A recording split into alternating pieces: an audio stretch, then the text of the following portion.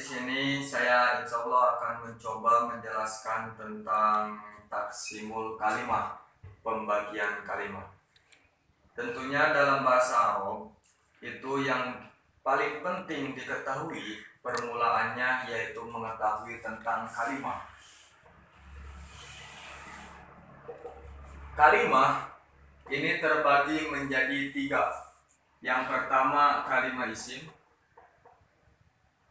yang kedua kalimah fi'il, ketiga kalimah huruf. Pembagian kalimah terbagi menjadi 3, isim, fi'il, huruf. Sekarang kita memulai untuk menjelaskan ciri kalimah isim. Namun sebelum kita menjelaskan ciri kalimah isim, kita harus mengenal dulu apa itu kalimah isim. Dengan demikian kita ta'rifi dulu kalimah isim. Ta'rif kalimah isim yaitu wahwa kalimatun dalat ala ma'nan fi nafsiha walam taktarin bi zamanin wad'an. Yang dinamakan dengan isim yaitu suatu kalimat yang menunjukkan pada suatu makna dalam datiahnya dan tidak dibarengi oleh zaman pada asal wadoknya. Jadi dalam asal wadoknya itu tidak dibarengi dengan zaman. Kita contohkan supaya lebih jelas apa itu kalimah isim. Contoh Zaidun. Ini Zaidun dinamakan dengan kalimah isim. Kenapa? Karena ini Zaidun suatu kalimah yang menunjukkan pada makna dalam datiannya. Jadi kalimah lafaz Zaidun ini mempunyai makna. Apa makna Zaidun? Yaitu datun musakhasatun yusamahu bijaid. Yaitu seseorang yang dinamakan Mang Jaid, Kijaid. Itu Zaidun, ini Zaidun. Atau contoh yang lain seperti Ahmad ini juga sama dinamakan dengan kalimah isim karena Ahmad suatu kalimat yang menunjukkan pada makna dalam datiahnya, yaitu seseorang yang dinamakan Ahmad. Lalu ini Zaidun ataupun Ahmad walam taktarin di zamanil waran, tidak dibarengi dengan zaman pada asal wadoknya. Artinya dalam bahasa Arab itu terdapat 3 zaman. Yang pertama zaman madi, zaman yang telah terlewat atau zaman lampau. Kedua zaman istiqbal, zaman yang akan datang. Ketiga zaman hal, zaman yang sedang terjadi. Nah ini Zaidun atau Ahmad tidak dibarengi dengan zaman yang 3 tersebut. Tidak dibahasakan telah jaid atau sedang jaid atau akan jaid. Itu Zaidun dinamakan kalimah isim. Oke, itu dinamakan kalimah isim, ta'rif kalimah isim. Sekarang kita mengetahui tentang ciri kalimah isim. Ciri kalimah isim yang saya gunakan yaitu referensi dari kitab Jurmiyah. Yang masyhur ciri kalimah isim itu ada 4. Ciri kalimah isim yang masyhur itu ada 4. Ada 4 ciri kalimah isim. Alamatul ismi. Ada 4. Yang pertama yaitu JR. Artinya di i'robi JR. Kalau dalam Jurmiyah khofat, dinamakan khofat. Contoh seperti bizaidin. Zaidin. Nah, ini Zaidin dinamakan kalimah isim. Cirinya karena Zaidin dibaca JR. I'rabnya dalam keadaan jar karena menjadi majrur dari huruf jerba. Ini yang ciri isim yang pertama. Kedua, ciri kalimah isim yaitu tanwin. Tanwin itu patah ten, domah ten, kasroh ten, itu tanwin. Contoh seperti Zaidun atau kitabun. Nah, Di sini ada tanwin. Kitabun, kitaban, atau kitabin. Bisa, tergantung i'rab. Setiap kalimat yang memiliki tanwin itu merupakan kalimat isim. Yang ketiga, ciri kalimat isim yaitu alif lam. Kemasukan alif lam. Setiap kalimat yang kemasukan alif lam itu dinamakan kalimat isim. Contoh, kitabun, contoh seperti Ar-Rahman. Ar-Rahman.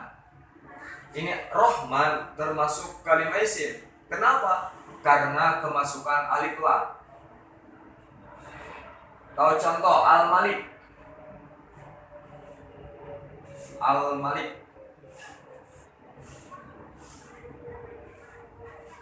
Ini Malik kalimat isim karena kemasukan alif lam. Yang keempat, yang terakhir yaitu ciri kalimat isim kemasukan huruf jar. Huruf jar. Jadi kalau dalam kitab Awamil Mandayak itu huruf jar ada 19. Di antaranya al-ba'u, wamin, wa ila, wa fi, wa an. Itu semuanya huruf jar. Contoh, fil masjidi. Fil masjidi. Nah, ini al-masjidi termasuk kalimat isim. Kenapa? Karena al-masjidi kemasukan huruf jar yakni fi. Gitu. Jadi kalimat isim cirinya ada 4, jar, tanwin, alif lam dan huruf jar. Ini ciri kalimat. Sekarang kita kalimat fi'il. Baik, selanjutnya yaitu pembagian kalimat yang kedua yaitu kalimat fi'il. Kalimat fi'il. Nah, dalam kalimat fi'il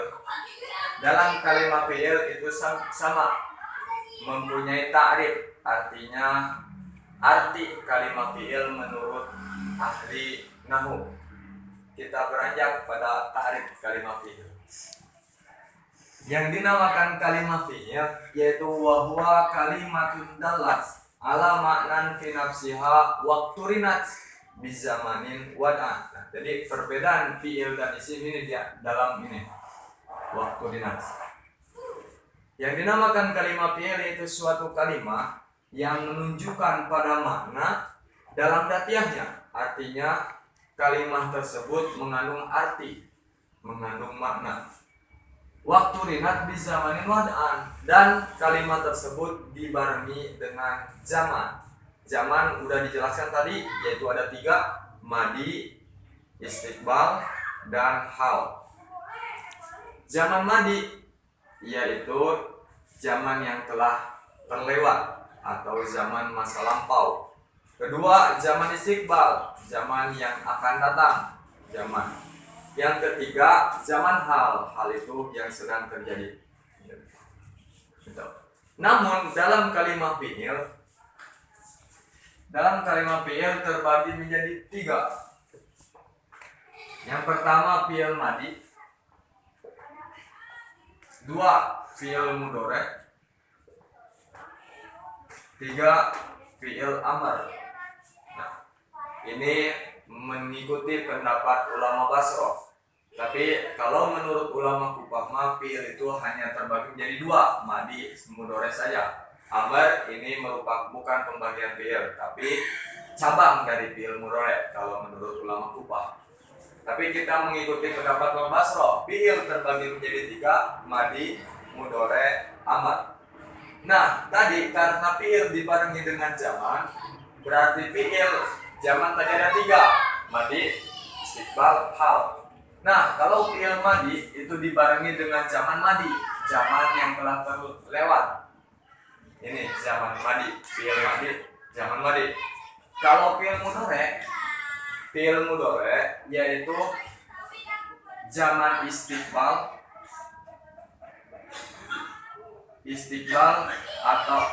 atau zaman hal. Jadi mencakup 2, bisa istiqbal, bisa hal. Ini mudhari'. Kalau amr ini zaman istiqbal.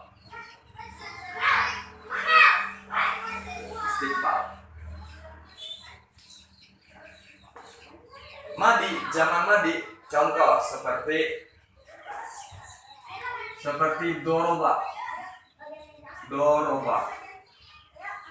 Nah, ini doroba termasuk kalimat fi'il karena yakni kalimat fi'il madi, karena ini doroba merupakan kalimat yang menunjukkan pada makna dalam latihannya. Artinya lapan doroba memiliki arti, yaitu memukul. Memukul.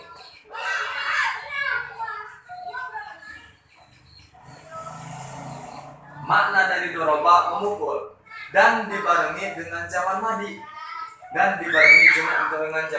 zaman yang telah terlewat.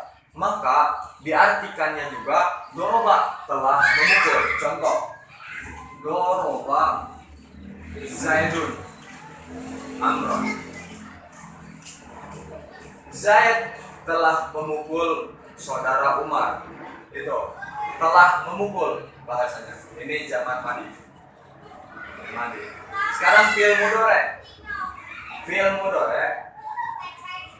mudhari mengandung zaman istiqbal dan atau zaman hal. Artinya bisa menunjukkan zaman istiqbal, bisa menunjukkan zaman hal. Tergantung dengan qarinah, ya, tergantung dengan qarinah. Contoh seperti yadribu. Ini yadribu termasuk kalimat fi'il mudhari. Sama, memiliki arti yaitu memukul, lalu dibarengi dengan zaman istiqbal, artinya akan memukul. Kalau zaman hal sedang memukul, itu artinya. Ini yang akan mudhari. Kalau fi'il mudhari ini bisa diketahui dengan cara yang diawali dengan ana itu, lapan ana itu, hamzah, nun, ya, ta. Ini yadribu. Fi'il mudhari itu bisa diawali dengan hamzah, nun, ya atau ta. Lebih jelasnya nanti akan dijelaskan. Lalu yadribu bisa mengandung zaman hal tadi. Zaman hal itu zaman yang sedang terjadi. Artinya sedang terjadi, berarti yadribu sedang memukul. Contoh, yadribu Ahmad Bakron. Misalkan al-ana, ini korena halia. Ahmad sedang memukul bakar. Ini fi'il mudhari yang memakai korena halia. Yang ketiga yaitu fi'il amr. Yaitu fi'il yang zaman istiqbal. Fi'il amr yaitu fi'il amr ini menunjukkan zaman istiqbal. Lalu fi'il amr mengandung makna perintah. Contoh seperti idrib. Ini idrib fi'il amr mengandung pada kata perintah. Idrib, pukullah olehmu. Nah, dalam bahasa pukullah olehmu itu mengandung arti zaman istiqbal karena memukulnya belum. Gitu. Ini dinamakan fi'il amr, idrib.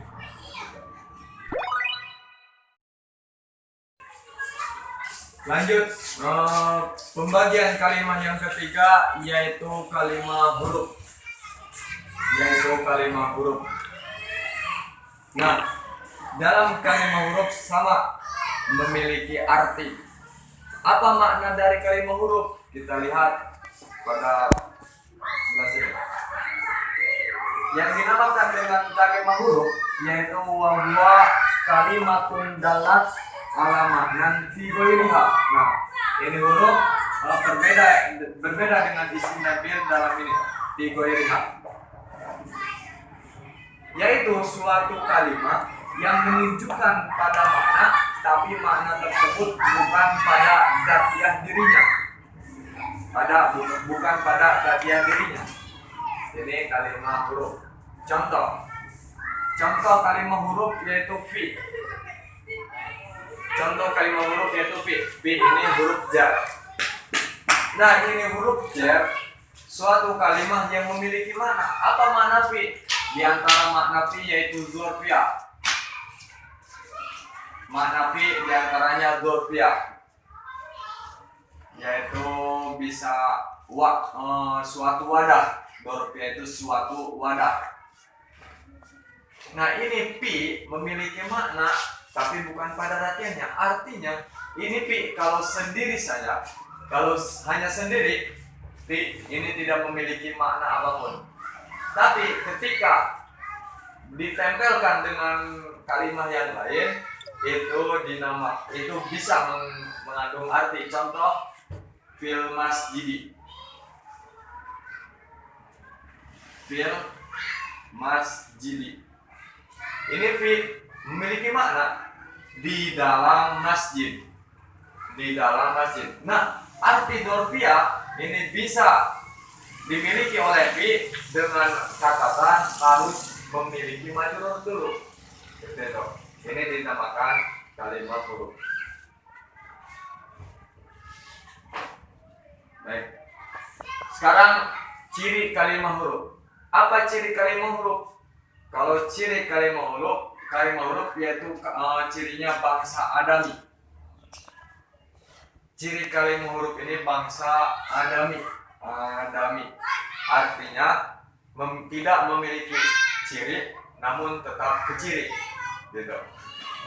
Ya, jadi seperti kita ke akal dulu, seperti jim, ha sama ho. Nah, misalkan ini isim karena memiliki ciri titik di bawah. Ini ho misalkan fi'il karena memiliki titik di atas cirinya, ini di bawah. Tapi ha tidak memiliki titik, tapi tetap bisa keciri bahwa ini huruf ha. Itu seperti itu gambarannya. Jadi kalimat huruf memiliki ciri, namun tidak sama dengan ciri isim. Oke, ciri fi'il. Contoh tadi seperti fi. Ini fi kalimat huruf. Tidak memiliki ciri isim yang tadi telah disebutkan, tidak memiliki ciri fi'il yang tadi sudah disebutkan. Ini dinamakan kalimat huruf. Sekian dari penjelasan saya mengenai tentang taqsimul kalimat, pembagian kalimat. Kurang lebihnya mohon maaf bila ada kata-kata yang salah. Wassalamualaikum warahmatullahi wabarakatuh.